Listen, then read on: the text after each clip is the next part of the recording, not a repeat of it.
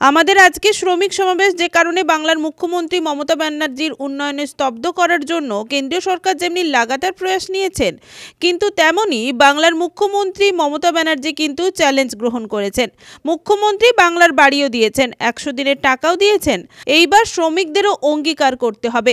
মঙ্গলবার কাঁথি সাংগঠনিক জেলা আইএনটিটিইউসির উদ্যোগে কাঁথি 3 নম্বর ব্লকের কালীনগরে শ্রমিক সমাবেশে যোগ দিয়ে সাংবাদিকদের মুখোমুখি হয়ে এমনও মন্তব্য করলেন সংগঠনের জেলা সভাপতি বিকাশ চন্দ্র বেজ।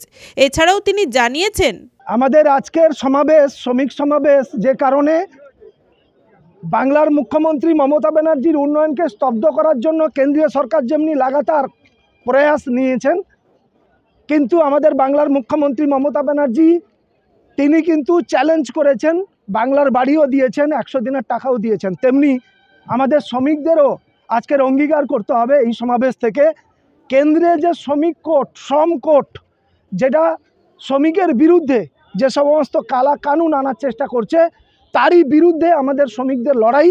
তাই আমাদের আজকের এই শ্রমিক সমাবেশ। কেন্দ্রের যা কিছু আইন শ্রমিকের বিরুদ্ধে হবে, তার বিরুদ্ধে আমাদের লাগাতার কর্মসূচি চলবে। সেই সমাবেশ আমরা আজকে করেছি। ব্যুরো রিপোর্ট, খবর BCBS।